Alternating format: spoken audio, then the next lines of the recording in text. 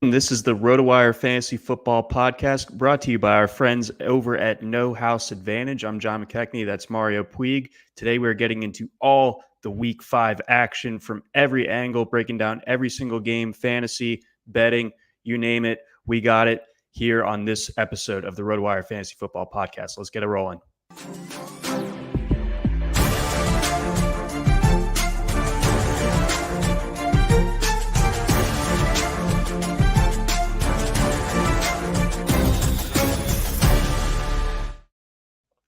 Welcome on in. This is the RotoWire Fantasy Football Podcast. John McKechnie and Mario Puig hanging out with you on this Thursday again. This podcast presented to you by our friends over at No House Advantage. Mario, we're into Week 5 here.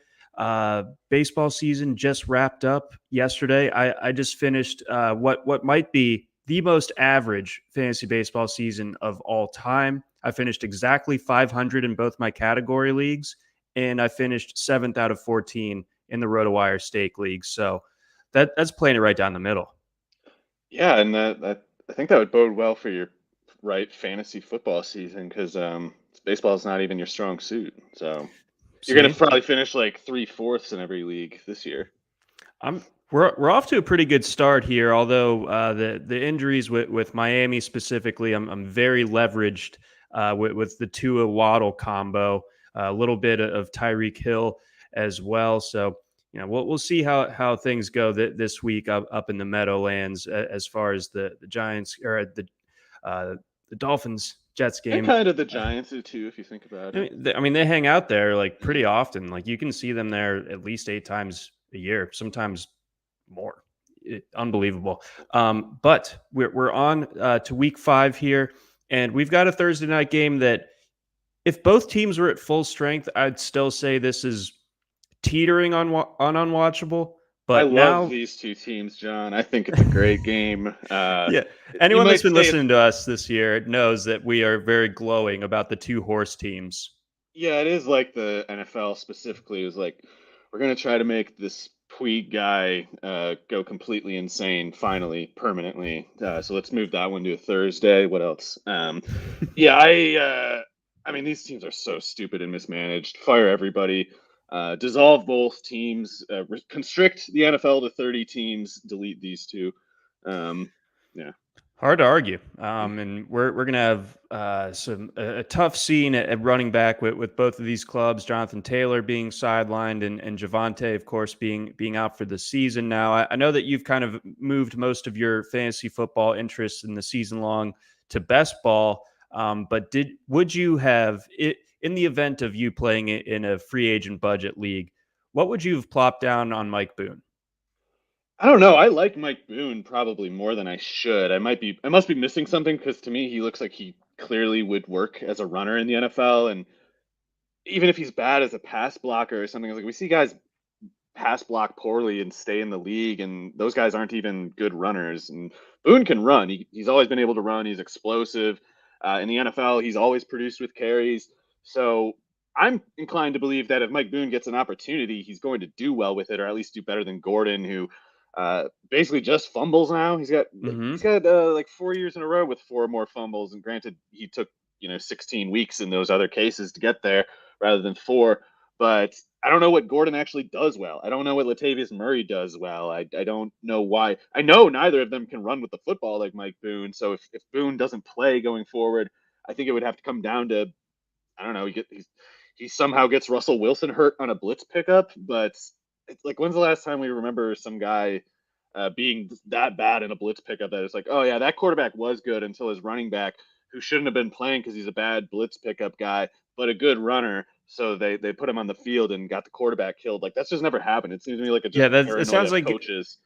That sounds like, and I haven't seen this movie in a while, but it sounds like either a scene or a deleted scene from like The Longest Yard or Not The Longest Yard, Any Given Sunday or something. Yeah, so, I think it might. I knew I shouldn't have put him out there. I think they had coaching instruction videos in like the 50s, kind of like driver school videos where they just show like a quarterback like standing in a pocket and it's like, Johnny quarterback sees an open man, and then like but his running back is nowhere to be found, and then the guy's smash cut to he's the standing kid up in one frame, and then in the next he's just laying flat on the ground. It's like, don't let this happen to your Mr. Touchdown. So I don't know. I think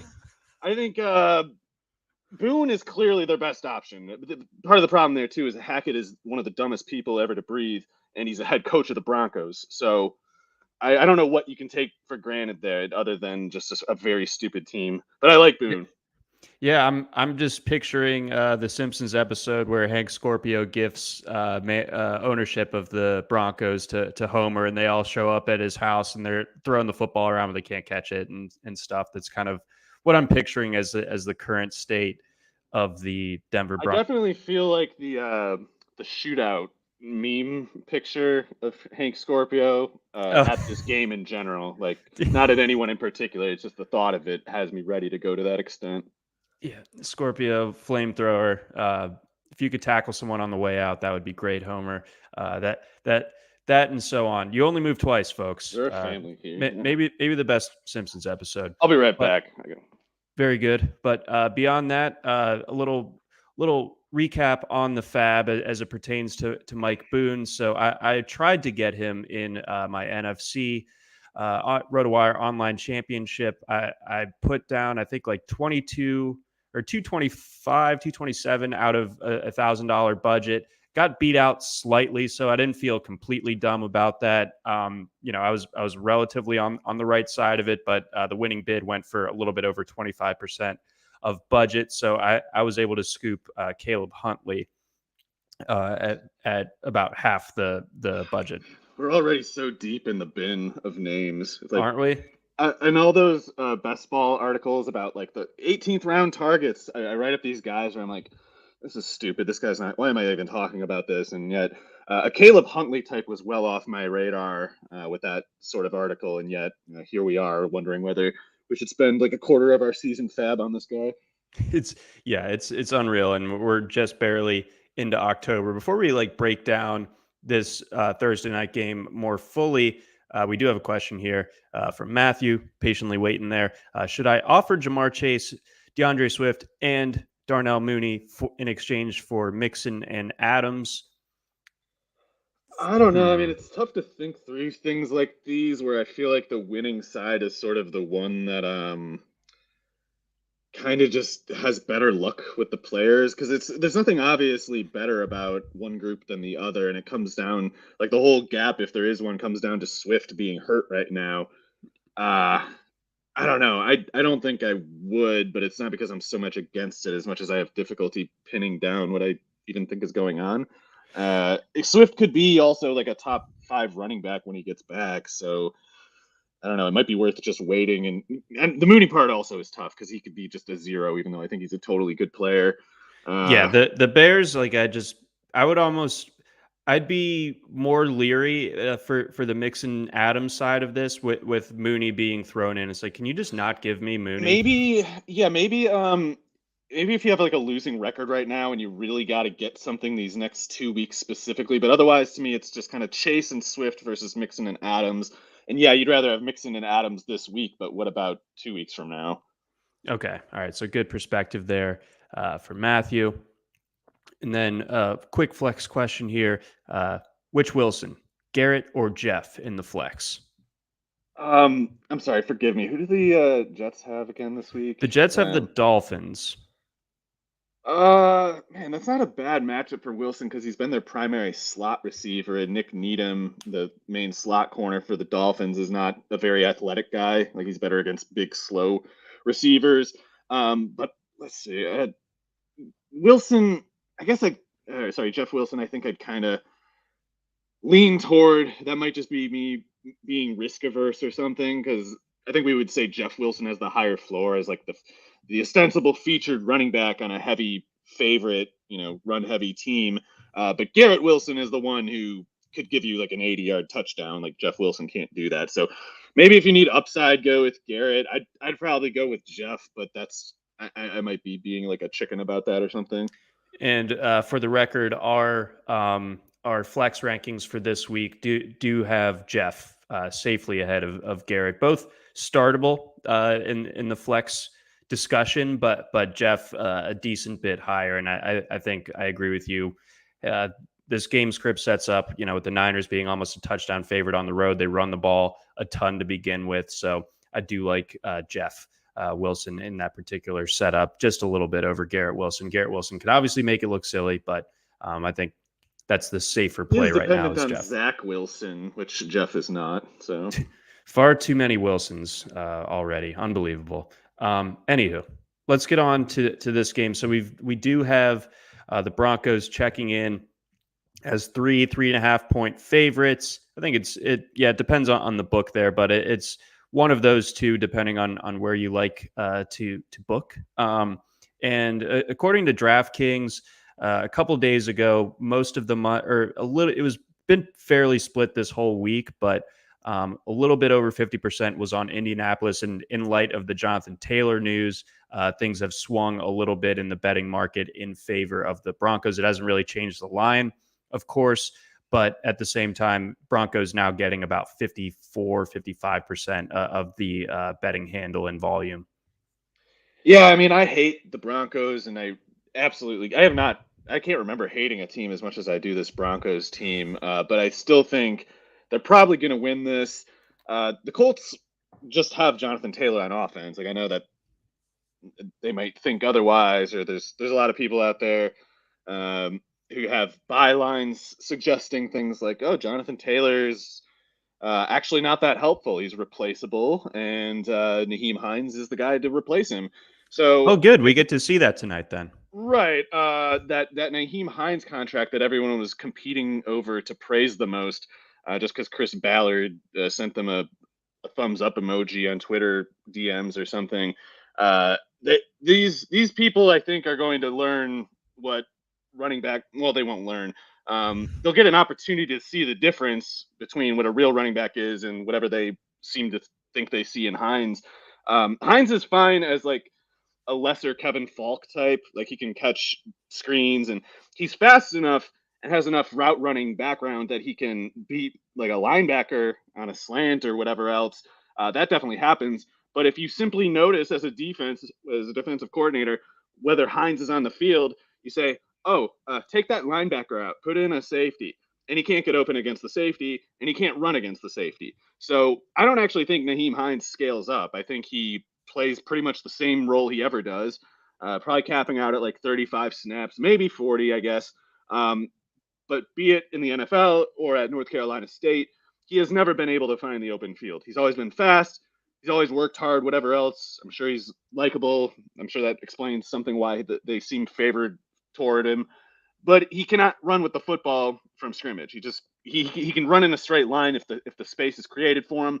He does have the sub 4.4 speed, but otherwise he might as well run with his eyes closed. He always runs into people. He always finds the tackler wherever he is on the field. So if they need Nyheim Hines to run in this game, they just do not win. If they need Hines to be explosive as a pass catcher, I think they also don't win. I think he can only be the guy who gives you like, an 78% catch rate, maybe 82%, giving you between 5.5 and maybe 6 yards per target, which is to say still less effective on a per play basis than your average runner who can get you like 4.2 yards per carry, which I don't think he can do that. So I think he's a good pick on like the DraftKings showdown stuff. And if you have him in season long, you still play him just because he's, especially in this era of PPRs, like it is easy to imagine Hines getting like 6 catches for 40 yards in a game. Yeah, he could do the Eckler special, and this isn't a slight against Eckler, but there are the weeks where it's like it's not really working out box score wise, and then the Chargers need to catch up, and bang, you have like 5 catches on the last drive, and there you have it. Yeah, and if the Broncos put Pat Surtain on Michael Pittman as a shadow assignment, that's not a matchup Pittman is winning, and it's going to create a funnel away from him. I'm not saying it definitely goes to Hines, but with these receivers, it's more likely than just about any other case imaginable. Like, it's just Surtain is a dead end. They're still going to have to force 6 to 10 targets toward Pittman. I just don't know if you can expect better returns than last week. And at that point, if that is determined, the Colts passing game either stops or guys like Hines, maybe Mo Alley Cox, maybe Kylan Granson kind of pick up the slack. But the Colts, I don't think, have any idea what they're doing. Last week was the first time they gave Mo Alley-Cox more than 20 routes in a game, and they specifically took routes away from Kylan Granson to get him there. And Mo Alley-Cox goes off immediately. And I was saying all offseason that I kind of liked this offense because I thought they were going to budget it with Mo Alley-Cox as a pass catcher. And Mo Alley-Cox is a good pass catcher, despite whatever it is that Reich thinks about him. The first 3 weeks, they just killed themselves by voluntarily not using him. And then last week, first time they give him any sort of feature in the progression where he's like, oh, he goes off immediately. So if they're going to keep doing this thing where they try to justify Granson by giving him routes that should go to Mo Alley-Cox, they're going to get wrecked in this game, like shutout watch kind of bad. So we'll see. Alec Pierce is a good receiver too, I think, but Ronald Darby can run with him on the other side, and Matt Ryan, pop gun arm, might not be the kind of guy to take advantage of Pierce's skill set at the moment. And meanwhile, they don't feature Paris Campbell, so I actually think the Colts are on shutout watch here. Yeah, it's going to be a long night for them. And then, I know Randy Gregory got dinged up this past week. That's a big loss for the Broncos, yeah. Because he's looked pretty great thus far. But do you think like the rest of this Broncos pass rush going up against an Indianapolis offensive line that, isn't what it was a couple of years ago, gives Matt Ryan, who is a statue to begin with, some trouble here? Right. Ryan is fumbling at a crazy pace right now. And yeah. I think that's basically on him, but also, to be fair, those defenses have better pass rushes than what the Broncos do. Like the Chiefs, I think, have one of the league's better pass rushes, even though I don't think it's really registered yet. The Jaguars have a sort of belligerence to their front seven. The Broncos don't. They're just as a team going through the motions, while at the direction of this complete idiot that none of them respect, for a quarterback who they all hate too. I mean, I know I just talked about how the Colts are on shutout watch, but like the Broncos could at some point in the year stop showing up to games. I just don't think it's going to be quite yet. I think they need a little more just disgrace. And it's there's been a lot already, but it's like, maybe 6 weeks, not 4. Maybe they eke out a win here, like 13-7 or something like that. I don't know. Yeah, I do like the under in this one, although my record on totals this year, no bueno. Against the spread, not bad. It's a Thursday game at least too, and that's another reason why I'm worried about Ryan and the Colts passing game is like he's been so like he's barely been acceptable the last 2 weeks, and now you're giving him a short week and he's going to Denver.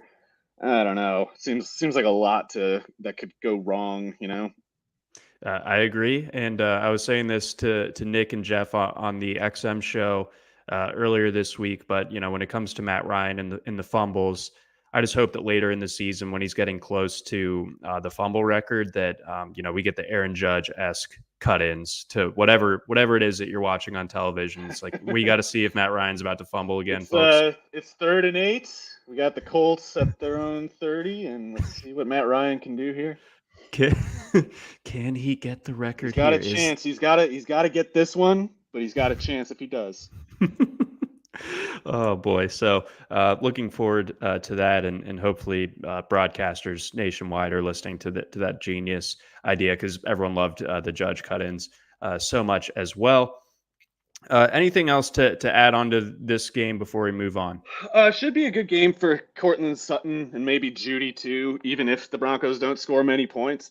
They're kind of stuck in this rut that the Seahawks found themselves in where they have to design the offense to suit Russell Wilson, even though the broader effect is not actually positive. It's like he ends up with clean looking numbers because you set up the whole thing to kind of like just juice his stats.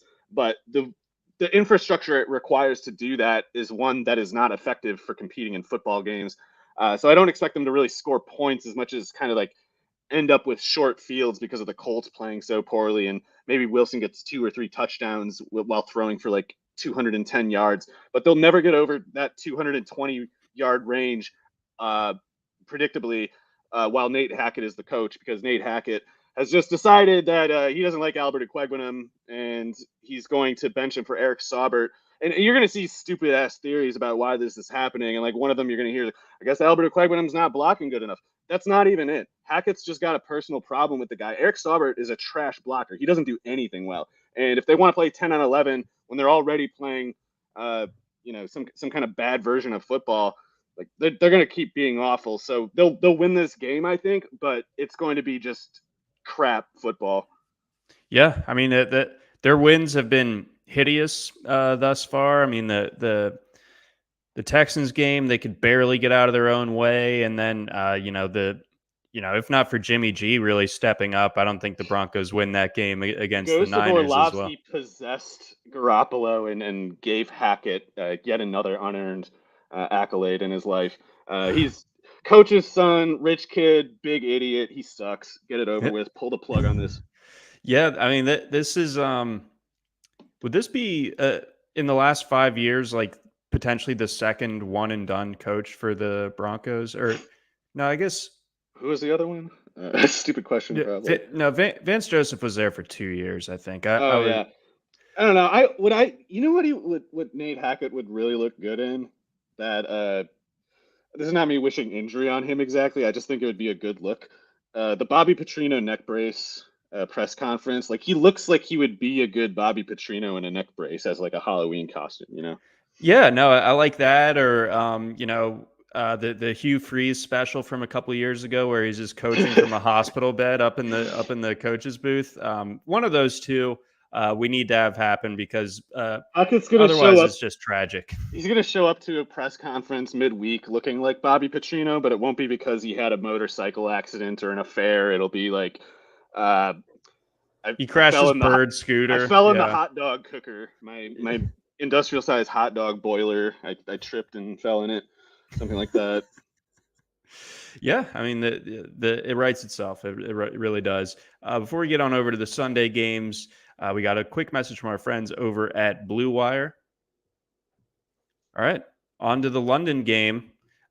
Treating our fine friends over in Great Britain to some of the finest football we can give them, with the New York Giants going over there to face the Green Bay Packers. Packers 7.5 to 8.5 point favorites, depending on where you're looking. So kind of a wide variance there.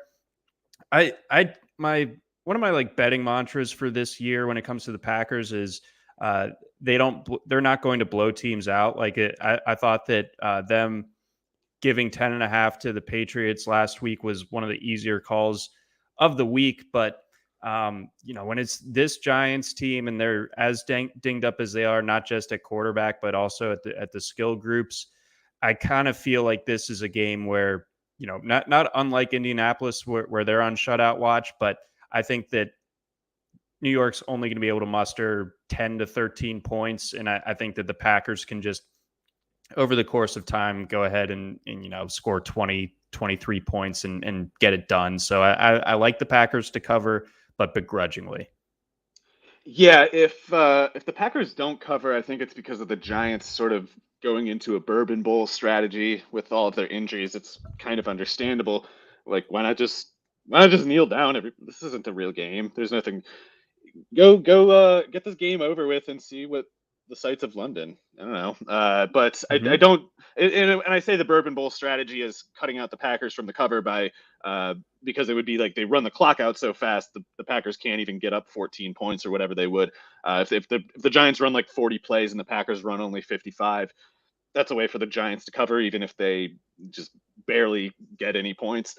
So yeah, I don't know what the Giants can do other than feed Saquon, and with every single eyes on the field looking at him every play, at the very least, he's going to need to be, one of the more psycho versions of himself, and he's got it in him. It's just kind of hard to expect a guy to just do that on command, really. So if Saquon doesn't hit, I don't know how they get like a first down in this game. So the Packers would have to be ambitiously inept to blow it almost no matter what the spread is. Yeah, I think so as well. I mean, the Packers, I still believe that they aren't going to be blowing teams out this year. At least we haven't seen anything to really suggest that. But yeah, the Giants are just I might they're take just not in a position at 7.5 against the Giants. Usually, the Texans have been good against big spreads because they just get them all the time over these last couple of years. They didn't cover it kind of narrow spread last week. Anywho, we digress. But anything notable fantasy wise that you can impart to us, whether it's on the Giants or the Packers side here? I do like the Packers offense getting better in the next month. I mean, I really believe in Romeo Dobbs. I know he dropped that one touchdown, but to me, that's one of those plays that's actually encouraging because yeah, he dropped it, whatever. He kind of caught it, kind of dropped it, whatever. I'd love a touchdown there too.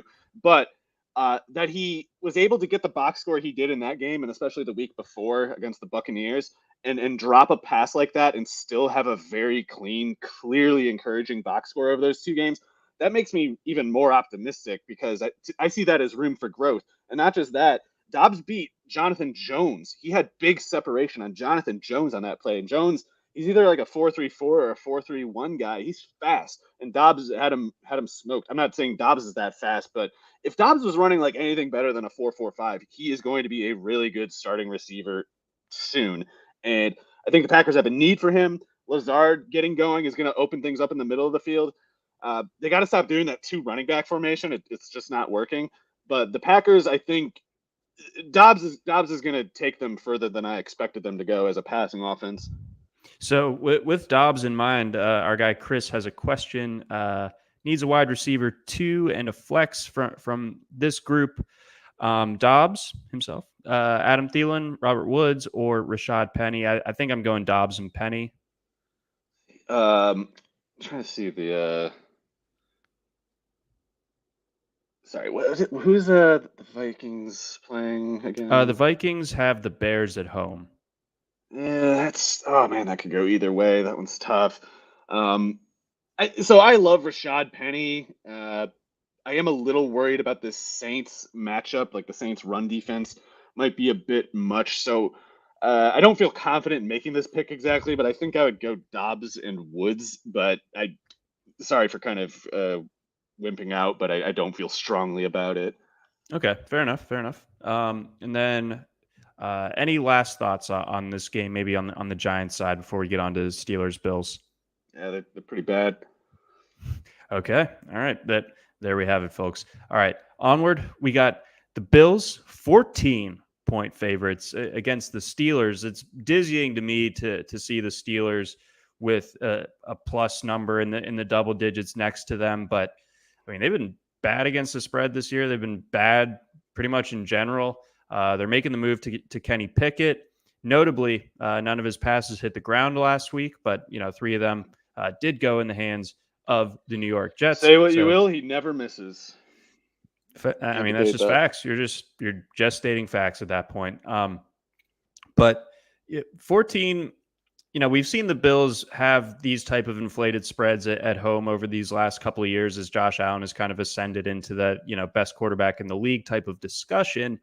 And the defense is phenomenal as well. And they crushed in those spots last year. I believe against like the Texans, they won like 40-0. They had another game where they were huge favorites, were able to cover that spread. I think they pushed against the Falcons, but that was like a 15-point spread, something crazy like that. Do you expect the Steelers to come in here and be able to keep this thing relatively close? Is there any hope that Kenny Pickett can give them? Not really, but I could still imagine the Steelers covering just because 14 points is a lot. And, they have a way of always playing on defense greater than the sum of their parts. Like, it doesn't make any sense that anyone ever struggles to throw the ball on the Steelers. Their corners for like half a decade now have basically just been crap. But they have a certain zone, like a very ambitious, well taught like institution of a defensive scheme, and it I think is defined by things that often trip up Josh Allen, or like the few things that do trip up a quarterback like Josh Allen are things done by the Steelers, which is to say, especially like disguised coverages, really in Minka Fitzpatrick's case, especially like really just kind of novel coverage designs. And it's like Josh Allen could make some read that 9 times out of 10, and especially against any other defense, is the right one. And it might not quite be the right call against this defense. Even though the Steelers are totally toast and they just kind of got nothing, they're still going to prepare hard for this game. Like Mike Tomlin has no quit in him at all, and they're going to come on. They're going to come in and play to some extent. It's like the question is Allen on one of his better days? Is the Steelers defense on one of its better or worse days? I think there's more room than people would generally expect for the Steelers to end up losing only by 12 or 13. So and it could be as easy as like Josh Allen, has like 400 yards passing, 50 yards rushing, 3 touchdowns, but maybe he has 2 interceptions instead of the 1 or the 0 that we usually have in mind for projecting a game like this. But the Steelers side sucks. Kenny Pickett really might set some kind of turnover record this year, and even if Josh Allen has the worst game of his career, the Bengals, the Bills will still win by at least a touchdown and more likely probably double-digit points.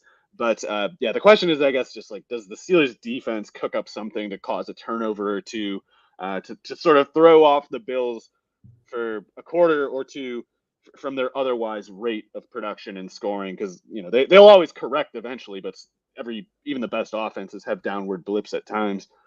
So 2 more questions to add on here. Do you feel like it's a slight upgrade for the Steelers skill position guys now that they've moved from Trubisky to Pickett? As someone who had Trubisky in a 2 quarterback league, I got to think at least a little bit. It is very difficult to think of how a player could be worse than Trubisky from scrimmage, like yards per play. Oh my God. But so throughout training camp, every word coming out from the Steelers camp was like, Pickett can't play. And that's a pretty alarming verdict to hear when he's competing against Trubisky of all people. Like if there was something happening in those practices that led those people to say Trubisky actually is better, believe it or not. And it is in the turnovers, because it can't lie in the detail of the from scrimmage aspect, because Trubisky seemed to be whereas in the past he might have been unable to read the field and would throw a stupid, ill-advised throw. Now he just can't read the field and just doesn't throw it, or waits for some super low risk, low upside throw to kind of just get rid of the ball. Pickett in those situations will throw it every time, and he doesn't know what's ill-advised. I don't know. I happen to think pretty much every throw is ill-advised for Kenny Pickett, and I think that'll bear out soon. But he is at least willing to make throws that Trubisky just wouldn't. So I don't know if that helps Pickens the most, because Pickens being like a jump ball guy, I don't know. Maybe that helps.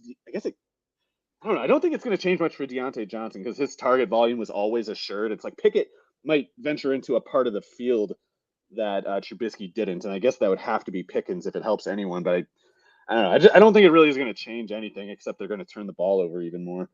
What do you do with Chase Claypool at this point? I don't know. Keep him on the bench probably, because his quarterback's Kenny Pickett. Yeah, I mean, I can't. I wouldn't can't start justify Pickens dropping either. him. It's like Johnson gets 10 to 12 targets every game. Like he can average 5 yards a target and still be useful. Mm-hmm. Yeah, I mean, the volume is assured there, and then any sort of long-term concerns, issues that might hurt the Bills come January when it comes to their offense specifically. We've got 2 weeks in a row now where they haven't looked quite as sharp, albeit they were on the road against good teams in both cases. But the offense certainly looked a far cry from what it did against the Rams and the Titans. I guess if on offense, if they have an issue, it's that they still don't really have running back personnel to threaten the defense. Like Who could have seen this coming? Right. I mean, I don't know. We've definitely seen Super Bowl caliber offenses with worse running backs than these. It's just kind of that the way their offense is designed, it is very empowering for Josh Allen, but it also makes everything hinge on him. Like if he has a bad day, they kind of doom themselves. They don't even really leave a way out.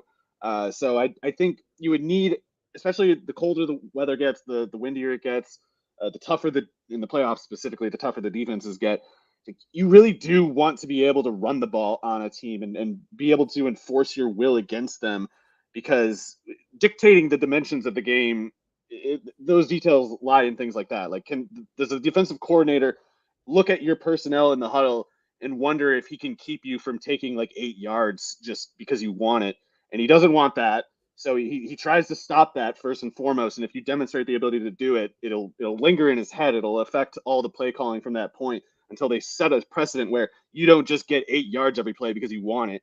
And then once you defend the run in the necessary way to make that happen, you start to leave yourself weaker at other points in the defense. And it's like any day Josh Allen is struggling, they should be able to turn to the run game somehow and make the defense stop doing whatever is giving him trouble. And I don't think they have that ability. I think it's just Josh Allen has a bad day. It's still Josh Allen's problem to figure it out. And that kind of stuff can happen in the playoffs, even though that's not the reason that they lost last year. But it's a risk, and if it's something that pops up, I think it could give them trouble. Yeah, I think so too. At this stage, I defer to Josh Allen having a great game as opposed to a bad one. But it does leave them with a thinner margin for error on the rare occasion that he is a little bit off, or the defense has been schemed up in a way to kind of limit his general impact. Let's see, a couple of questions here. Nick just kind of flexing his team here. He's got Lamar, McCaffrey, Chase, Fournette. I mean, you're in good shape. I promise you that. I don't think that there's any pressing moves to be made. Lucius wants to know our opinions on Michael Pittman this evening, and then long term Hollywood Brown. Any concern once DeAndre Hopkins is back? Not any actionable concerns. I mean, I'm concerned with the Cardinals offense and Cliff Kingsbury. I don't think DeAndre Hopkins is going to hurt Marquise Brown. But as to Pittman, I think you generally still want to start him. I know you mentioned your team was deep at receiver, so maybe it's an exception in your case. But Pittman is one of those guys who, especially in PPR leagues, like you still probably want to start him in bad matchups because the Indianapolis offense categorically does not move without him getting the ball. So it's possible they don't move the ball, but that's exactly what it would take for Pittman to not get a decent return, even in a tougher matchup. So there's just not that many players you can say that about. And if you can't say it about the alternative, then I'd probably stick with Pittman. Yeah, I think Pittman's probably fine tonight. We have him as a top 25 flex play. I think that goes to show you that, he's probably even higher among the wide receiver ranks. Definitely still startable, even if like the ceiling isn't crazy this evening or just in general when it comes to Indianapolis this year. Before we get on over to our next game, we got a message from our friends over at No House Advantage. No House Advantage is changing the game by offering the most dynamic fantasy sports platform available today. Play in pick'em contests versus other people for the shot at winning big cash prizes. Download the app, choose a contest, select your player props, earn points for correct picks, and climb the leaderboard for your shot at hundreds of thousands of dollars every week. You can also test your skills versus the house and 20x your entry fee if you hit all your picks. Bet on up to 5 player prop over-unders or individual matchups across every major sports league, including NFL, NBA, season coming right up here, MLB, PGA, MMA, and NASCAR. Sign up now with promo code NHAWIRE. That's NHAWIRE at nohouseadvantage.com, or download the app on the app stores to get a first deposit match up to $25.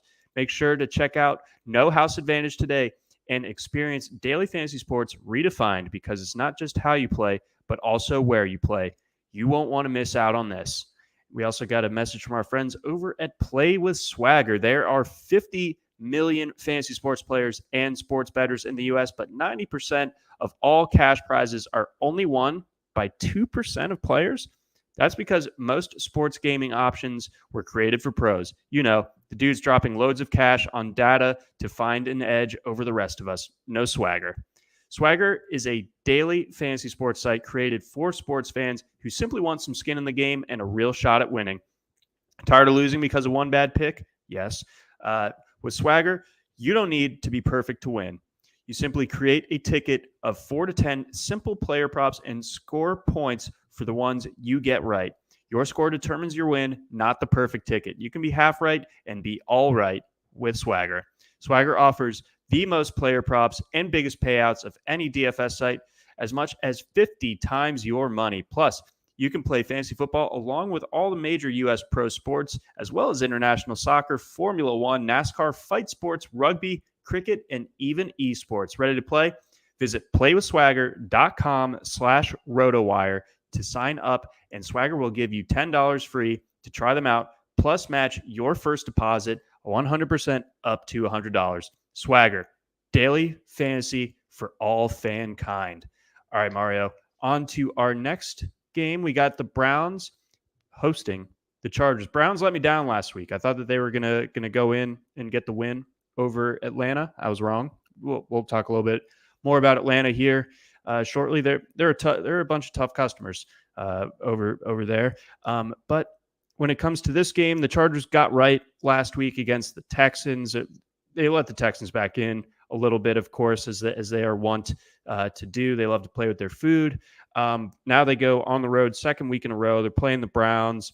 Browns might be getting some defensive help back, hopefully. But what are your thoughts here as the Chargers go in and try to kind of like recapture? I feel like their reputation took a big hit against the Jaguars, and I don't think the Texans game really like brought them back just yet. So what do they need to do here as 2.5-point favorites? Right. I mean, the Chargers should have dealt with the Texans. I mean, the Texans are just not that seriously competitive of a team right now. And as much as the Chargers kind of had various excuses built in, Keenan Allen not playing, Justin Herbert playing wounded because of his coach letting him play wounded the prior 2 weeks, and especially the time of the initial injury. Those are all reasons why it's kind of like, they might blow this, but they still shouldn't. So that they beat the Texans, it's definitely not a like, oh, actually it's going to be okay kind of thing. It's more like, congratulations, you're not definitely one of the 5 worst teams. Yeah. And that's just not saying that much, especially in. I know I feel like I say this every year, but I swear to God, this year the quality of play has to be lower than ever. There are like 4 good teams, and the rest are terrible in a way that's like difficult to separate from each other. It's just like this mass of crap, and then 4 or 5 good teams. So the Chargers aren't quite in that like mass of crap, or at least not the bottom of it, but like they're still not separating in this era the way that they should to that top, whatever we're calling the good team group. With this game, it's tough for me to think through, especially if we don't know what's going on with Clowney and Garrett quite yet. But also, is Keenan Allen supposed to play or not? I thought I saw like he was supposed to play, and then he's not practicing yesterday. Is that a pre-recorded? Did we actually just spliced that in from like 2 years ago? Is Keenan Allen supposed? Yeah. I don't.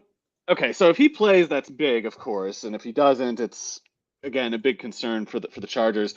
I do hate the offense run by Lombardi with the Chargers, but I also hate the defensive scheme that Joe Woods runs on the other side. Like, nothing against the guy. It seems like Joe Woods is a good like defensive backs coach, but I hate the scheme that I can't even really tell you what's bad about it. I hate the failure of it. There's players just not playing as well as they should in that defense. And it's like every time. I never watch the Browns play and think like, oh, they're hot on defense right now. They're really getting after it. It's never felt like they've been in a proper attack mode. It's just like Myles Garrett's insane and gets sacked sometimes, and then they get a punt. But they should be more frightening than they are. And the run defense is the one exception, I guess. Like the run defense is just crap, and it hasn't yet been exposed. Like the Falcons kind of did. The Falcons beat them by running the ball basically the entire game. But the Chargers don't feel like they are going to be a team that wants to do that or like test that theory. True, exactly. And they don't have the personnel. Like the Browns' run defense is bad, but maybe it's not bad enough to make the Chargers' running game look good. There's some kind of something's got to give there. That's not necessarily the Browns' defense. So if the Chargers get themselves in a situation where the Browns are not really even caring about the run game, then it could get hard on Herbert. Like at the very least, these corners are pretty fast. Ward, Newsome, those guys can run. And I can't imagine it's great to be doing the 6-yard curl offense against guys like that. Like getting a jumped route isn't as simple as the corner being fast. And a lot of the best route jumpers are guys who are not fast. But it's if you're very fast like Denzel Ward is, and you kind of for the 5th passing play in a row, you notice this guy you see that Palmer, Mike Williams, whoever it is, looks like they're about to break at the 5-yard point in their route, why not just jump it? And he can jump it from 5 yards further away than the next guy. So I think Herbert will be fine because Herbert is insane. That's what it always comes back to. Anytime anything good happens with this team, it's just wow, Herbert really is something, and he is. Mm-hmm. It's incredible what he does there. It's just I feel like the Chargers can blow it against pretty much anybody, and their run defense is not convincing either. The That's a Chargers problem. might not take advantage of a bad opposing run defense. The Browns have to. They couldn't do Mm-hmm. it any other way. They wouldn't even need to try, and they'd still do it. So you have to worry about Chubb and Hunt going off if you're the Chargers. If they do, it puts Herbert in that much tougher of a spot because again, if you don't care about the run as a defense and all that the opposing passing offense has to threaten you with is a bunch of curls over and over, where's the threat? There isn't one, and Keenan Allen wasn't practicing as of Wednesday, so that looks shaky. We already know that they lost their left tackle for the season, or for at least a long time. Although, gotta say, my dog Jamari Sawyer looked pretty good last week filling in. So Is that that Georgia 7th rounder or whatever? he was a late pick, like way later than he should, later I than do other remember guys you off that telling offensive me line. people might not think you're serious, but I do remember you telling this guy might be good. Yeah, I didn't quite think he had everything that you would need to be like an effective left tackle, but I thought he'd be just crush at guard in the NFL. But obviously played a lot of tackle at Georgia, a lot of experience, high level, and yeah, he Nice. looked the part, if Good nothing for else, him. last week. Yeah, so pumped for Jamari Sawyer, folks. Anything else to add here? I mean, what's our kind of final verdict here? Do you think the Browns could muck this up for the Chargers? Uh, yeah, I'd go with the Browns, but if Eckler gets fed on the ground, he could have a really big game. They need to do it quick. They can't just see how it goes first and then start giving Eckler the ball because Chubb's going to get the ball right away. Hunt's going to get the ball right away. Neither of Mm-hmm. them is likely to fail. And if the Chargers find themselves down as much as like 6 points and there's 10 minutes off the clock in the first quarter, I think that's enough to get a team like them to just abandon the run and kind of doom themselves in the process. So I like the Browns, and I'd like them a lot more. Granted, if we could get Garrett or Clowney back, but I guess I don't really need that to happen either to stick with that call. Yeah, I mean, I think the way that this sets up, basically, I do believe that the Chargers are the better team, but I think that the Browns are a tricky matchup for them with the way that they're built and what they do. Garrett was able to practice on Wednesday. Decent chance to play is the latest that we have over at RotoWire, so that could be another feather in the cap as far as the Browns are concerned. Quick question here. Gabe Davis or Romeo Doubs this week? I mean, I don't know what's going on with Davis and his ankle. I think he's pretty clearly been hurt the last 2 weeks. I don't know what's the fair expectation of him when we don't know if he's healthy. And they might not need to go, full bore this week. They are 14-point favorites. So, I mean, they could either hold him out or just simply not need him for all 4 quarters. Yeah. Oh, man. Okay. I think I would go with Davis. I'm concerned that he's not healthy, but they listed him as a full practice participant yesterday. So Okay. if they're not lying, I'd go with Davis. Okay. All right. Just throwing it out there. Let's see here. We got Jags Texans. As we all expected, the Jags, we're starting to see them as a 7-point favorite in this one. Wow. Urban Meyer just continues to catch L's posthumously. Unreal. But Rest in peace, bozo. Thumbs up. But how do you see the Jags faring this week against the Texans at home? I don't think the Jaguars are a properly good team, and I don't think the Texans are the kind of bad where you just assume, any road game they're a touchdown or more underdogs. The Jags can still blow it various ways, as much as they have, I think, a lot of upside that they're honing more and more all the time. It's I guess most likely going to come down to the Trevor question, and the more I think about it that way, being as pro Trevor as I am, I probably become like less credible on the subject because I just if I keep thinking about it as Trevor versus Davis Mills, I'm like, oh yeah, God, the Jags probably going to win by like 3 touchdowns. Obviously, that's not really how it works. So if I try to keep in mind that Lawrence is still raw and still like very ambitious for how raw he is and how that opens him up to turnovers that maybe a less ambitious young quarterback like Davis Mills would not expose himself to, because Trevor sees some closing door and he's like, oh, I can get it there. And Mills might be like, well, that would be imprudent. And so stuff like that is like, that's how you can, get 3 or 4 turnovers out of Trevor, even if you're also watching the game and thinking like, wow, that was an amazing throw. That was an amazing throw. It's like he keeps making amazing throws because he holds out for things that, one day he'll get it all tuned down, I think. But right now he still makes some wrong calls. And the Texans have some defensive players. I mean, not so much in the front seven, I guess, but at corner, like Stingley is going to be one of the best corners in the league. He might already be like closing in on that sort of distinction. Steven Nelson can definitely take out Marvin Jones. Desmond King. Is that other rookie defensive back for the Texans doing well? Jalen Peter out of Baylor. Oh, the safety. I actually haven't paid any attention to him. I liked him as a prospect, but I don't know how he's been doing. Okay. But yeah, let's see. Oh, Desmond King, who he seems to just alternate every year between being like a Pro Bowl level slot corner and then getting in a big fight with the coach the next year and getting like benched for a full year and then coming back with a new coaching regime and being a good slot corner again. He could be surprisingly tough as a cover for Christian Kirk. Kirk can definitely run past him if they're talking more than like 10-yard route.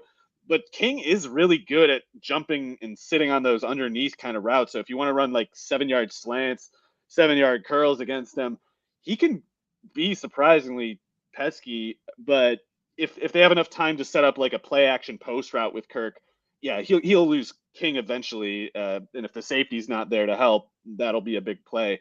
But I think I know I keep saying like ETN is going to break out, and it is going to happen eventually. I can understand why someone might be losing the faith, but he is that guy who is going to get the 60-yard touchdown type plays. Like that is going to happen with him. Every carry that he gets, every catch that he gets that doesn't turn into that play just means he's that much closer. And I think this could be a game where the Jaguars have not like control of the game necessarily, but enough of a grip of the game flow that they get a decent number of plays logged, and a lot of those plays going to both James Robinson and ETN, especially if Desmond King can slow down Kirk at all. Because if Kirk slow down, like Marvin Jones isn't going to do anything anyway. And Zay Jones, he missed last week, so him coming back should help. He can definitely get open against like a Steven Nelson type, but if I'm the Texans, I'm putting Stingley on Zay.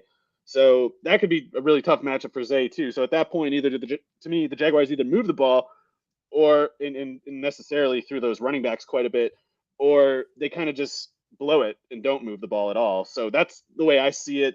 I like Robinson and ETN to do quite a bit, but I don't know if I would like the Jags to cover that amount. Yeah, it's a hefty number. The Texans can certainly keep it to a touchdown. Johannes, one of our core listeners, greetings, has a question that is very pertinent to the game that we're talking about. Can you play both ETN and Robinson in a lineup this week? And how does the run game set up for Jacksonville? Obviously, it got bogged down a little bit last week, but I think you can forgive them pretty easily going on the road against the Eagles. I think this is a totally different setup this time around. Yeah, it's not a situation you want to end up in exactly. I think it'll make sense for some teams, but it depends on what your alternatives are. And I don't want to just assume ETN and Robinson are both better, but I see it, especially if Stingley really does shut down Zay Jones, and if King can slow down Christian Kirk, not stop him, just slow him down. I again think at that point the Jaguars either get more production from their running backs or they just kind of lose.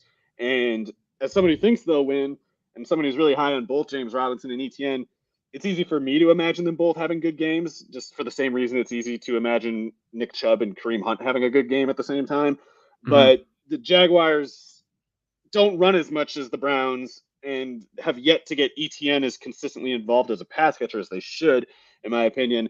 So it is pretty risky, even though it could work out. Okay. Yeah. So I think both of them are startable in a vacuum this week, but I'm not necessarily endeavoring to start both. It's not Hopefully, the best leverage position as a single yeah. team.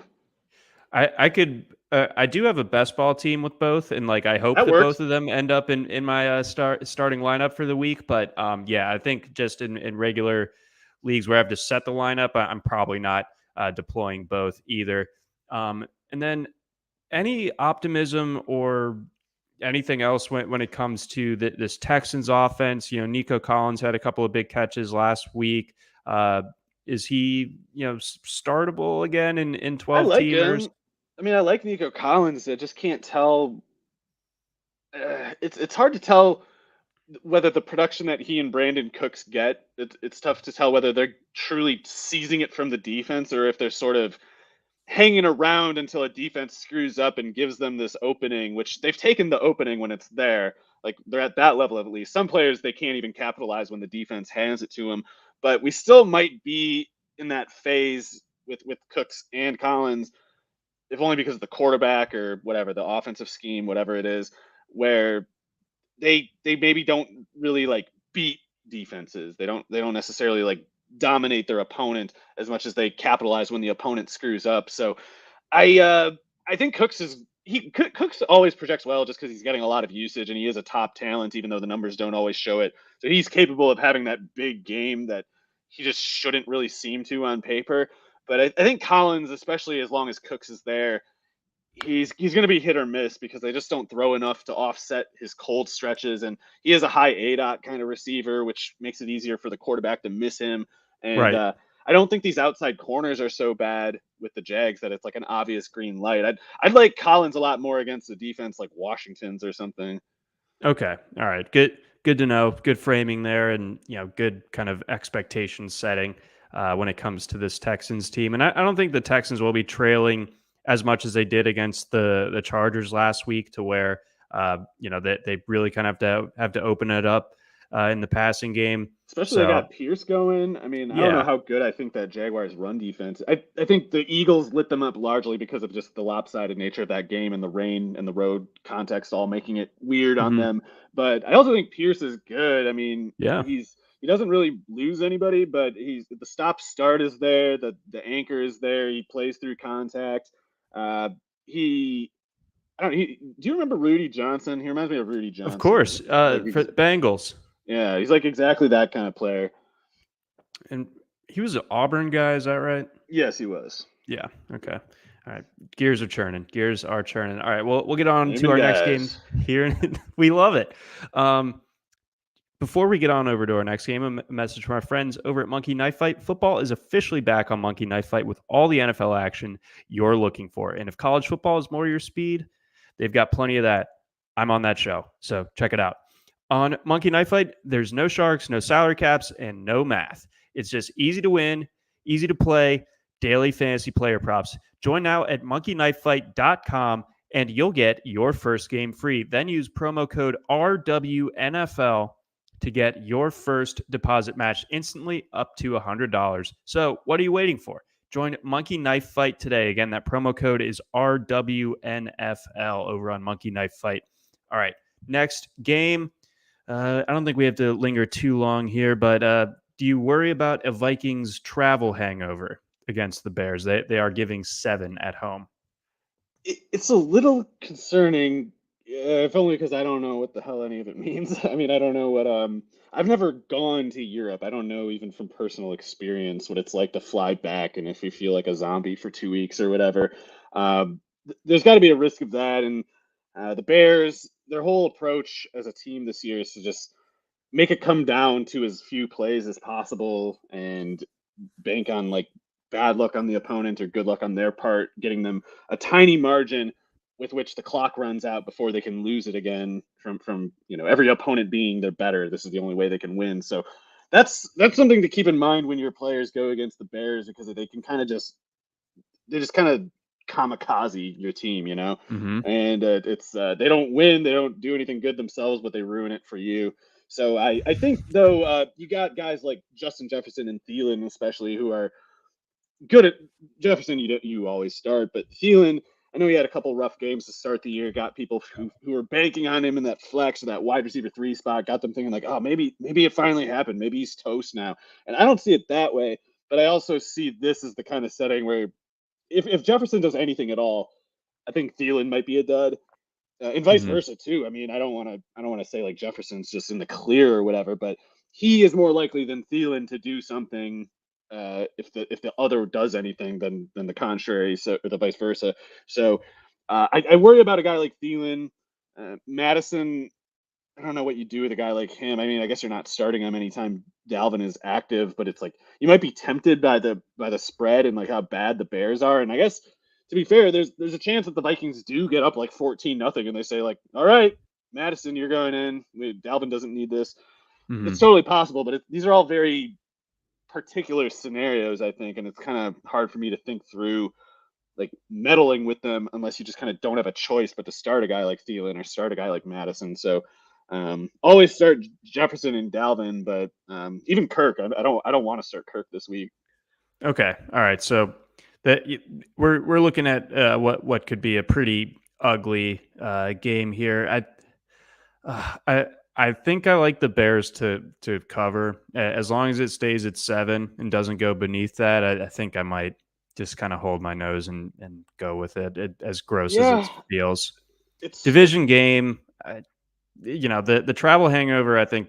I mean, I've been to Europe exactly once, and like, but on the way there and on the return back, like you're pretty rocked from the jet lag. I don't know. yeah. I will say that it's in Minnesota is reassuring. I would definitely take the Bears to cover if it were in Chicago, but I think because it's in Minnesota, I'll say the Vikings cover, but just because basically Fields turns it over an additional time than he would at home.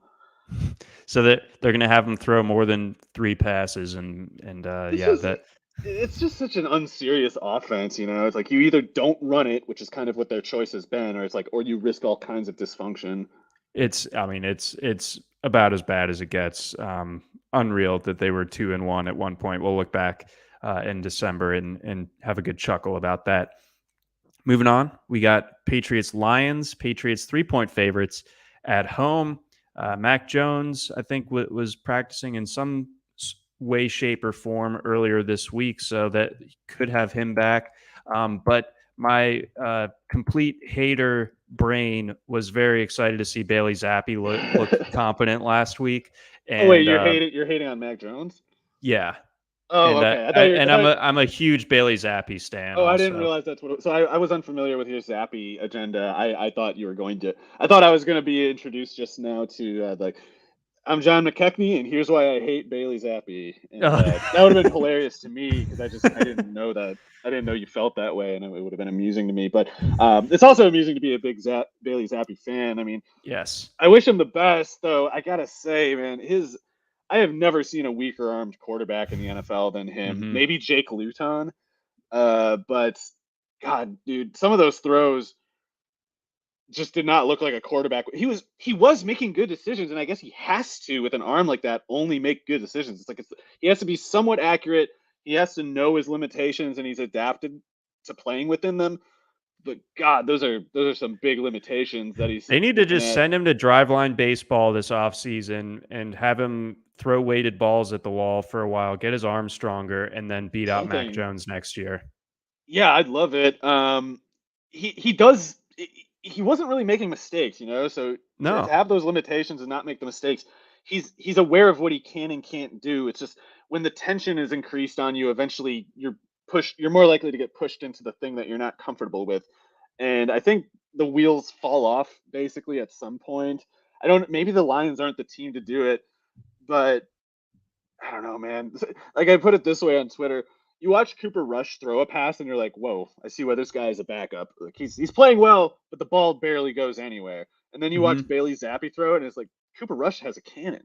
Like this guy's a danger to his receivers. I think, based relative to Bailey Zappi's throws. So I don't know. It's hard for me to believe in the passing game for the Patriots, but we might get a early fall non-weather related Buffalo game out of the Bills, out of the Patriots, where they just throw it 3 times and then run on the Lions 55 times and win the game. Because Damian Harris and Ramondre Stevenson should be able to run on this defense, even if it's kind of selling out to stop the run. I don't know if the Lions can do that. So what is the deal with the Lions defense? Why is it so bad? Because on paper it should be decent. I mean, I don't know. I didn't really think of it as very good myself, but maybe I missed something. Maybe I was being kind of lazy and just kind of wrote them off as bad without even having a good reason. I mean, And I just didn't think it'd be the worst. I think the number one problem is they have just one corner who can play at better than below average. And he's just starting to do that.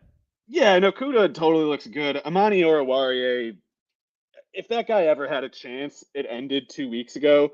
I don't know if you remember this guy named Mario Edwards who played for the Cowboys back in the early 2000s, but there was this amazing stretch of time where like he had a game that was really bad. He was considered like a good corner, and then he had this one game where he committed or got called anyway for pass interference like 4 times, and then every game the rest of his career he got called for pass interference and holding, just nonsense. Oh. His career just ended from it.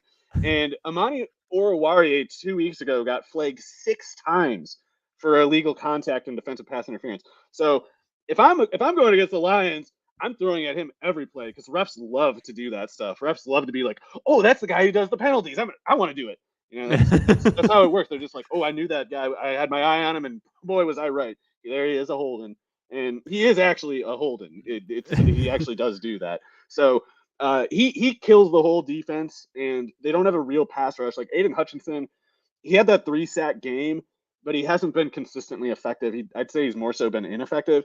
And you're starting Charles Harris on the other side. Charles Harris that's just about as unserious as a starting defensive end can be. They have no good. I thought he was going to be good coming out of Mizzou. Thought he was going to be good. He was an awesome college player, but then he had like the 4.9 240 or whatever, and he's like 250 pounds. It's like you can't be small, the smallest and the slowest. You have to be like kind of small and kind of slow. But he goes way too far. So yeah, I think the Lions defense just kind of sucks. And if they do muster the resources and deploy the resources necessary to contain Damian Harris and Ramondre Stevenson, I think they literally be leaving like no one in coverage. And then even Bailey Zappi can get them on the play action. Yep.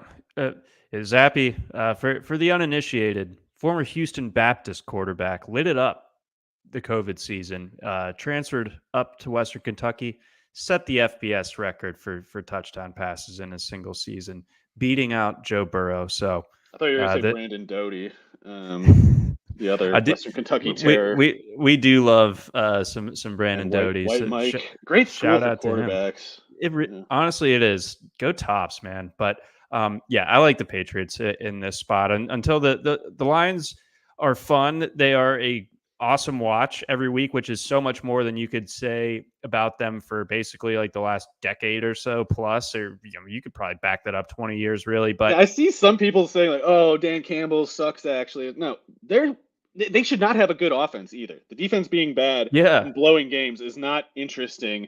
When they scored 40 without St. Brown and Swift. Yeah, the personnel on defense necessarily means it's a bad defense. It should be the same case with the offense, but it isn't, which is a miracle. Yeah, that's incredible, and all credit to Deuce Staley. Just I would say Man Campbell, Deuce Staley, Aaron Glenn, they all seem pretty good. If they actually get a real quarterback, the league is in a lot of trouble. Look out. I'm ready for it. I can totally get behind a Lions dominance era. Although I can turn into a hater pretty quickly, so we'll see. You like hating? Big time. Bryce wants to know: would you trade Stephon Diggs and Kyle Pitts for Jamar Chase and Travis Kelce? Yes. Sure. Yeah, I would. I don't think that. I love Pitts. We love Pitts. This is a Pitts pod, but. Man, Travis Kelce. The Chiefs don't throw it 20 times a game. So yeah, they throw it a lot more than that. And their quarterback is one of the GOATs already, basically. Let's go Seahawks Saints. One of the funkier lines to sort out this week, in my opinion, because the Saints, like the Vikings, no bye coming off the London game. They're at home. but they're giving 5.5 points. And I don't know if I trust the Saints in a normal setup against almost any team with 5.5 points, the way that things are going for them. And, maybe there's a little bit of Kool-Aid drinking on my part when it comes to, the Seahawks. But man, I just feel, in their performance against the Lions this past week, but there's also a public element of this. Like according to DraftKings Sportsbook, 73% of the money, 81% of the betting volume is on the Seahawks. So that makes me curious about the Saints maybe actually doing this. Yeah, I thought you were going to say the opposite. I thought you were going to say that the Saints are the team that's getting the money, because I thought everybody still hated the Seahawks. It was almost like a public, just like official consensus view that like, oh, the Seahawks suck. They ran out Russell Wilson. They're gonna get it now. And Geno Smith's better. Geno Smith's better than Russell Wilson. And I'm not just Unreal. trolling or something. It's true. He's better than him. And they're still a bad team because their defense sucks. And that's as good as Geno has been. He does have that ability to kind of start getting reckless if they get put under enough pressure. If they're down 2 scores in the second half, do I think Geno's in a good spot? No. But if it's a close game, I mean, Geno's doing a great job so far, and I don't want to write them off just because they're the Seahawks. I'd want to write them off in this case because I think the Saints are just good enough or have some kind of edge on them, but I don't see it. The Saints, I mean, they got some guys who are still just total killers on defense. I mean, Cam Jordan, I'm never going to bet against that guy. Demario Davis hasn't seemingly fallen off yet, even if he has to soon. Marshawn Lattimore sometimes isn't very good against non-Mike Evans receivers, but he's usually more good than not. So, like, they got guys who can play really good and, like, carry a unit, even if there's no depth behind them. But there is no depth anywhere. I don't see Peyton Turner hasn't taken a step forward, and he's hurt. So Kamara versus the Seahawks defense is what it kind of comes down to for me. Which is to say, the health of Kamara's ribs is what it comes down to for me. Yeah. And he was practicing yesterday. Michael Thomas wasn't. Thomas being out would also be a big help, I think, for the Seahawks. As much as they can't cover Olave, it's only Olave that they really can't cover in that scenario. If Thomas is in, they can't cover either one. So that would be, I think if Thomas is in, that's how I get the courage to say, like, okay, yeah, Saints got it. But otherwise, even though I don't admittedly know how the Seahawks pull it off, I kind of lean their way because I think they're managed better. I think they've got more dog in them than the Saints do at this point. And this kind of just like blind betting against the Seahawks that was until recently so fashionable. It's like that clearly doesn't work with this particular team. Yeah. So you ending up landing on the Seahawks here as put my brain in yet another pretzel. I don't want to bet on this one. I'm not. To be clear, I would stay away. I wouldn't be like, oh, I don't like the Saints matchup for the Seahawks. It's one of my least favorite matchups for them because I do think the Saints defense is solid and its offense can't possibly be bad enough to be bad against the Seahawks defense. Yeah, that's kind of where I'm going with it. So I'll probably end up fading the public at potentially at my own cost here, but I think begrudgingly I will end up trusting the Saints with 5.5 points in that one. Let's keep hammering on here. We got a few more games to get to in a short time to get there. So we got Dolphins, Jets. Dolphins obviously banged up. They're going to have Teddy Bridgewater at quarterback. They've had some injury concerns elsewhere across this team. Now they go up to New York. Did the Jets just kind of turn their season around in Pittsburgh, or is Pittsburgh that bad? And with the Dolphins and their quarterback situation, is this enough to where maybe the Jets could get this done? The Jets must have gotten at least 4 turnovers out of those quarterbacks last week, right? That's rarely will that happen. So, granted, also the Jets offense, we can expect to play better in this setting. I thought Zach Wilson going to Pittsburgh was a real buzzsaw situation, and I'm not a fan of his or anything, but I wasn't going to like hold it against him if he played poorly there. If he plays poorly here, I am going to kind of get a little bit more grumbly about him again. And because he shouldn't play poorly here. There's just no good excuse. He doesn't need to win, but don't just be some kind of turd out there. It's not that tough of a defense. You have good receivers. Figure it out. But he might. And the Jets defense, though, is not going to take 4 turnovers from Teddy Bridgewater. Like, I don't know if any defense could do that. Not because Teddy's just so great, it's just he doesn't take risks like that. So I think it's a spot that the Dolphins should clean up. Like, I don't think the Dolphins are a bad team. I think the Jets are. I don't think the Dolphins are a good team exactly, but this this is something where they have a bunch of personnel advantages too. I would say, like even Ahmad Gardner playing as well as he has, like he's a 6'3" corner. Do you really think he can play with what the hell is Waddle out? Like, sorry, I have to ask such a stupid question. I Tyreek think he Hill.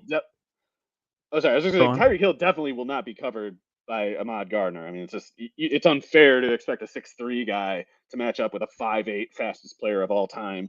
So I think Hill should be open. I think Bridgewater will play the way he needs to get it done.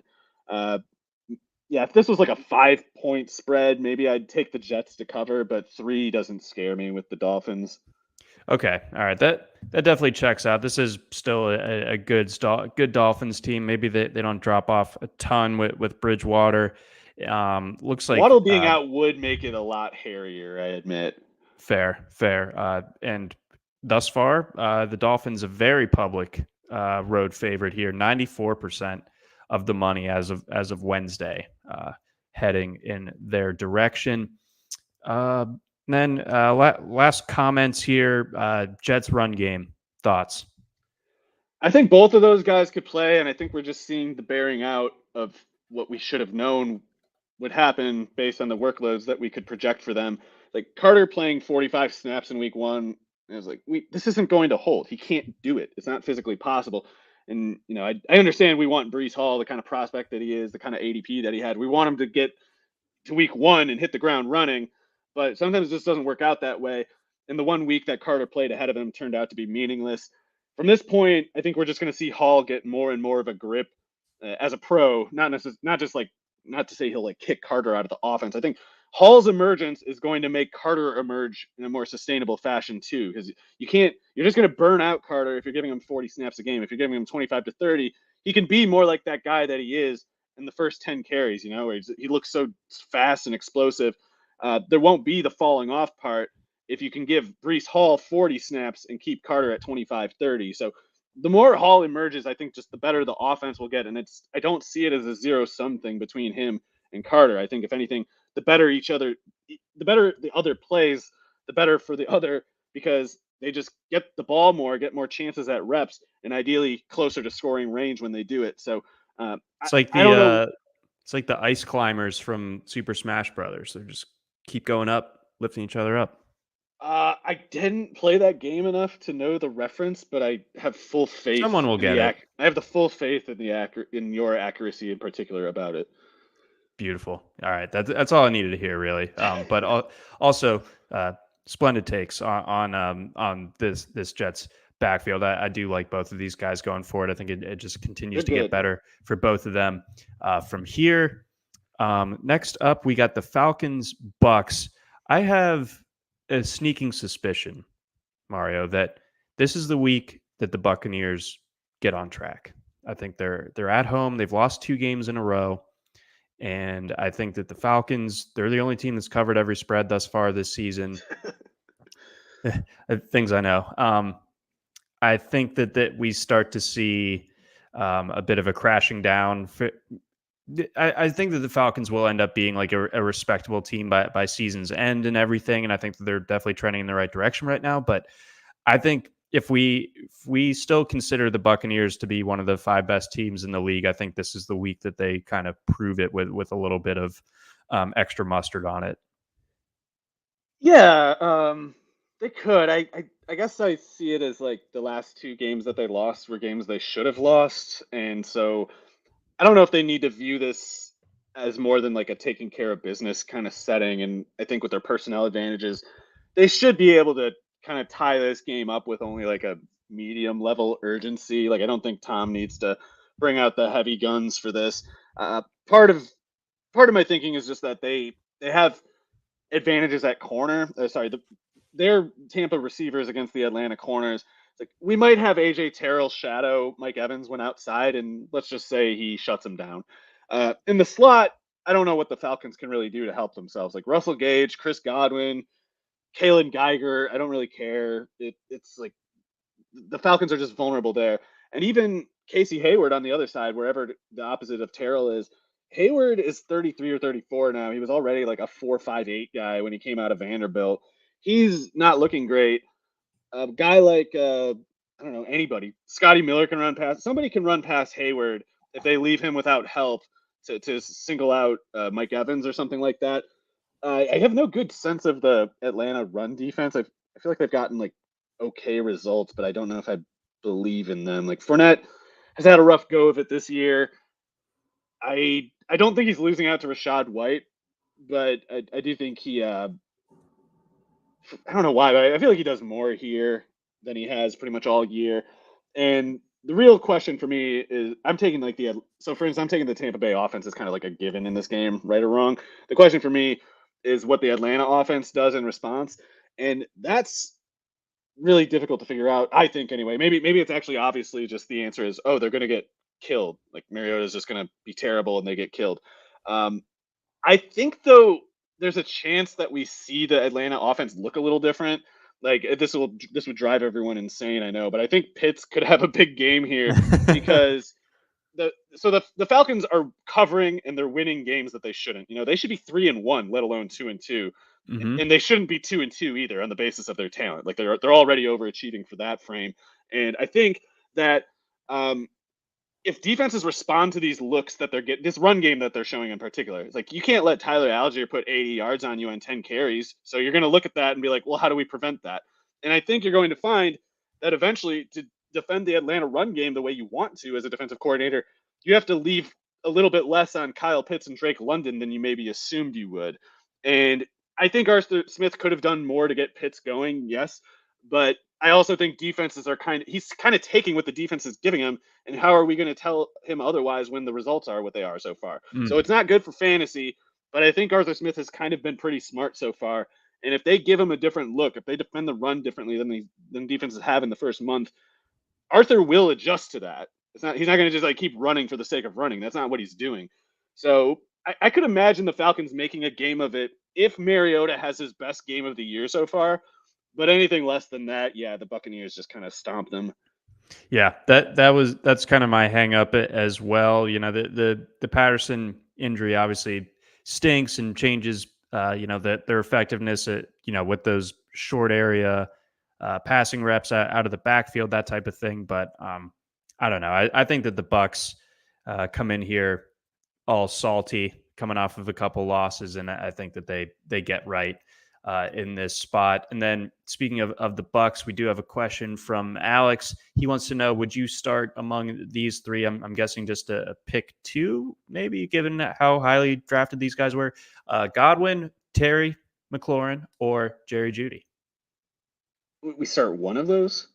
Let's say two. Sorry, I can't find the dang. I think, what was I going to say? I kind of like Terry McLaurin just because I don't know. I don't think he disappears very long at a time, and he kind of disappeared last week. I don't know. I think Godwin. I'm sorry. What is Jeudy, Godwin, and McLaurin? I think I'd go with Godwin and McLaurin. All right, there we have it. Not that I feel strongly. Speaking of McLaurin, we got the Titans going to Washington to face the Commanders. I was ready to throw dirt on the Titans 2 weeks ago. Last week, I did like them against Indianapolis, and that ended up working. I think they can beat the bad teams still. As much as I don't think that the Titans are a good team, they can still beat bad teams. And I think that Washington qualifies. And therefore, I do like the Titans in this spot. Yeah, Washington's a stupid team. They suck. I mean, they might have a little bit of a leverage point on the Tennessee defense because Tennessee doesn't have much healthy corner depth, or at least whatever. A couple weeks ago, they kept lining up that Avery guy that I never heard of against Stephon Diggs in one-on-one coverage. So if you're doing that, you could leave Terry McLaurin in single coverage. You could leave Curtis Samuel against a slow guy with no help over the top. Jahan Dotson's good. There's ways that Carson Wentz can have it made easy for him here if Scott Turner isn't a moron. But I also think Scott Turner is a moron, and what they're doing with Antonio Gibson makes no sense at all. They're a stupid team. They're writing their own death certificate. Like they're deliberately lowering Gibson's snap count every week. Right off of week one, he was a revelation, and they're just like, oh, why don't we put that away though, and we got to get J.D. McKissic going. And I know it's great that Antonio Gibson had 70 yards receiving, and he looked like a big fast wide receiver on those routes. But we got to get McKissic going. We can't have the team just winning without J.D. McKissic, and that would be such a weird coincidence, wouldn't it? Yeah, they have a death wish. I don't think the Titans blow this one. I don't know how they would have to turn it over, and I don't know why they would. It's just the Washington defense is out for lunch because Jack Del Rio is just posting on certain websites all day instead of making a game plan anymore. Yeah, so there's certainly that when it comes to Washington, that defense. Yeah, we'll see. So final expectation for this one? Yeah, I'll take the Titans to win pretty safely. I will as well. All right, on to our next game. We've got in the afternoon window. I don't know why the Panthers are getting these home afternoon games, but whatever. Panthers 6.5-point dogs at home against the Niners. I don't like this one either. Like this For feels betting? like a spot for betting. Yes, I'd take the 49ers just because their defense is nuts, and I don't know. Is the trap here that they're traveling across the country and their defense, used up? Yeah, short week, cross country flight, having to cover a touchdown. The offense hasn't been overly explosive. Fair enough. I mean, the way I see the Panthers defense is they can do a little bit to hurt you if you throw a lot, but if you can run, I don't know how they hurt you. And I feel like the 49ers should be able to run here. Meanwhile, it's kind of hard to put it into words just how bad it's hard to put into words how bad the Panthers offense has been, especially relative to like the expectations. Like it's hard for people, I think, to understand that Baker Mayfield has probably been worse even than Sam Darnold. And it's not just because of things happening around him. It's just he's bad. There's not a good offensive line to make him look less bad. There's no Nick Chubb to bail him out. No offense to Christian McCaffrey. The passes that he's throwing are not out of play action every single time. It's not an offense dumbed down to every Baker Mayfield pass is a play action corner route to a tight end who's uncovered. Like he just sucks, and they can't run. Not against this defense can they run anyway. I don't know how the Panthers get like a first down in this game. Like, it's got to be the 49ers have to just be so gassed. It's like Fred Warner just like slips trying to cover Christian McCaffrey or something. Yeah, I mean, that definitely checks out. 90% of the money is on the Niners. So I don't. It's just this game is going to give me way more angst than any Panthers-Niners game really deserves to. But I'm taking the 49ers to do it. I think DeMeco Ryans is a different breed of coordinator. Oh, yeah, I think he has those guys playing like psychos. They don't look like they're ever tired. They always just look bloodthirsty. Yeah, it's an impressive group. We've gotten to see them on national TV a couple of times. They obviously shut out the Seahawks offense. I think the only score for the Seahawks in that game was a special teams one. Does George Kittle get on track here? I don't know. They had him blocking a lot last week, which doesn't make any sense at all. It's like you have Charlie Warner only on the roster in the first place because he's a blocking specialist, and they have Charlie Warner running that corner kind of route that Warner was too slow to get up to it, and I know it was an overthrow technically too, but it's not an overthrow if it's Kittle running the route. It's just a catch for probably a touchdown. So, granted, maybe Shanahan saw that and kind of was like, I'd rather not do that again next week if given the chance. Maybe they do put Kittle there this time around. I'm hoping so. They would have had a touchdown. There was not anyone catching him if it was Kittle. And that play, Kittle was blocking on the right side while Werner was running from the left. Nonsense. That's craziness. Yeah, and I'm a Charlie Warner guy, but he is not George Kittle. He's a blocker. Let him block. Yeah, let the man block. Get Jeb Blazevich out there too while we're at it.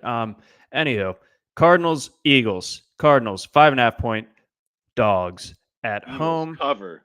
Eagles cover. I like them in this one a good bit. I think. Jordan Mhm. Davis or whatever his name is going against this offensive line could be kind of funny, and also the Cliff Kingsbury offense versus the Darius Slay James Bradbury base. Like every player's lined up in the same spot every play, and you're gonna try to do that against these corners. Good luck.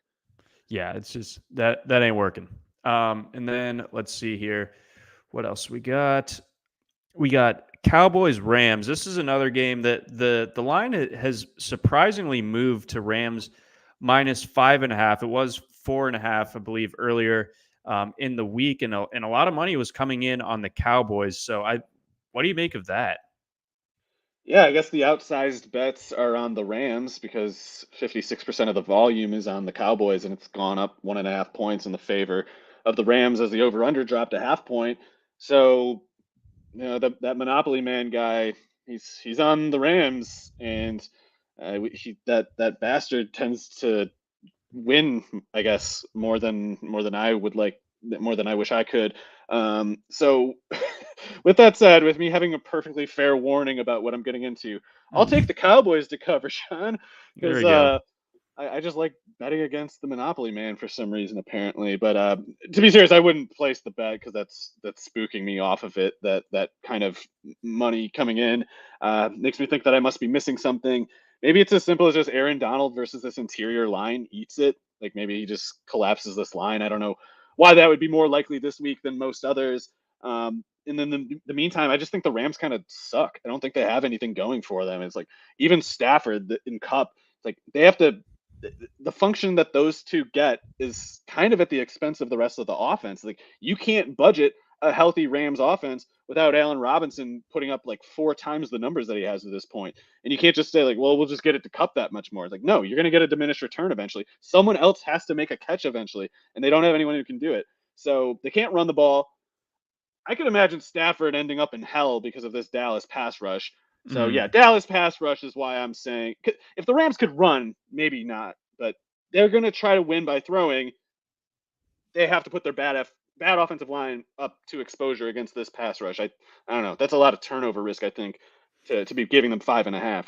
Yeah, but we're kind of this is an interesting nexus of like public faith just totally dwindling in the Rams, and also uh, the Cooper Rush fever maybe reaching a boiling point. Like Y- people have As Dak. far as like how this betting market is shaping up, like and how much the average Joe likes the Cowboys in this spot, which frankly I do as well. I see Micah Parsons just wrecking Stafford. Stafford's going to be good for at least one pick. If it's Trevon Diggs, maybe he's running it back for a touchdown. Man, I mean, I do like the Cowboys too, but yeah, the way that this is like shaping up in the betting market like has me reconsidering things a I little think I bit. think I think if they're missing something, if the Monopoly Man is missing something, it's that the Rams defense is not actually good. It's got Mm. Aaron Donald and Jalen Ramsey, and even Jalen Ramsey gets beat sometimes nowadays, and it's as simple as that. They don't have anything else. Yeah, no, they really don't. That we've talked about it the week after the Bills game, where it's like the Rams, they pushed all their chips to the middle of the table for last year, and it worked. They But made the pact with Satan, and now it's time to pay. yep, they're paying the piper. They're looking I mean, even in their wins, they've looked shaky. So like I just I'm gonna keep riding with the Cooper Rush Cowboys even on the road, and not that I think that there's much in the way of a Isn't home field is advantage Dak for the ruled out Rams. again? I I thought he thought he was going to play. Not that it matters to me. I don't know. Or maybe that is the trap. Maybe Dak comes back too early with a half of a thumb, and yeah, I blows last I it. saw he wasn't gripping the football. So he was Whew. doing They whatever might as well cord leave work Rush in is. until Paul, Yeah. unless Dak is totally fine. Just leave Rush in. He's not screwing Just up. yeah, let him be the caretaker in effect. Couple questions here, and then a couple more games, and then we'll wrap up. Jimmy Smith, congratulations on your retirement. Here, Jimmy says, "I am so ready to bench Kyle Pitts. I target him in like 5 leagues, and all my teams suck. Would you keep starting him?" Yeah. I mean, no offense, but if the teams are all bad, there's enough people hitting landmines at tight end this year. It's like if you don't have Kelsey or Andrews, you're basically not getting points from your tight ends. So not all those teams without those two players are bad. Which is to say, I don't think you have anything to lose by starting Pitts. And like I was talking about before, I really do think the Falcons are going to get their offense approached differently by defenses in light of them showing like we'll beat your favored team by running it 45 times against you. Then as a defensive coordinator, you have to go like, oh, we have to stop them from running 45 times against us. And you do that by not selling out to stop Pitts. So I do think the pendulum is going to swing in the other way. Hopefully not too late though. I tend to agree. You and I both heavily leveraged on Kyle Pitts, and frankly, I am ready to move him in one league the second that he shows a pulse. But like the other parts of me are like, man, I'm ready to ride the hot streak. Yeah, I mean, we've been doing this a while. I've forgotten of so many times where people were coming to me like, "Oh my God, this guy sucks. What should I do?" And it's been players like Jonathan Taylor. Nick Chubb.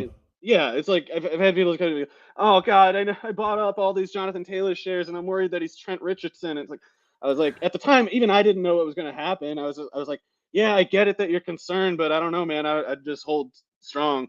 If Pitts peels off like 3 big games in a row, or even if he just puts up like I don't know 900 yards the rest of the year, the tone will have changed. It's like we want those wins every week, of course, but it's like this can change really fast. And we'll forget about all of the panic if it does. Yeah, exactly. So keep the faith. Keep the faith, even in a tough matchup.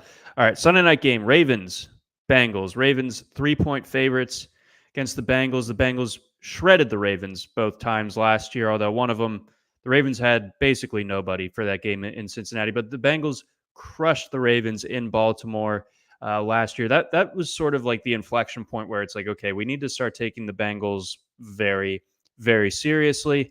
Jamar Chase got the best of Marlon Humphrey. And you know what? The Ravens pass defense looks about as bad as it did that game this entire season so far. I mean, I believe they were talking to Marlon Humphrey after practice yesterday about the pass defense, and they are, by the numbers, the worst in football right now. How much of that is just that Dolphins game, though, and Humphrey being hurt, Peters coming back? Bit of it. I think they'll get better over the course of the year is the thing, and the Bengals have looked just trash to me every time I've watched them, and I think I've seen all their games. Even against the Jets, it's like Tyler Boyd giving you 70 yards after the catch or whatever. You take that away, Burrow had another bad game. I don't think they're actually doing anything well right now. The Dolphins game was just circumstance, goofy chaos, worst case Ontario. I think the book is basically out on this Bengals offense, and they should be able to adjust. They have the talent necessary, the personnel to adjust to counter what these defenses are countering with themselves. But I don't think Zach Taylor's the guy to do it. I think he's the last guy to do it. So I'm concerned about the Bengals, and I have plenty of Bengals exposure. I don't know how they make it better, and I don't think the Ravens blow it this time like they did previously. Not just that, maybe they have fewer teeth nowadays than they used to on defense, but I still don't want to like make the Ravens of all teams like particularly mad at me.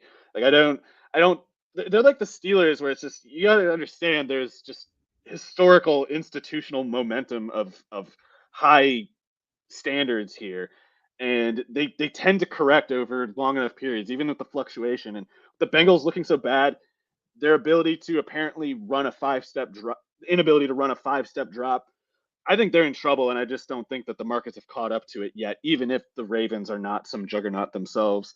And I think the Ravens can score on anybody. So they've. I'm oddly encouraged by them, despite the loss last week to the Bills.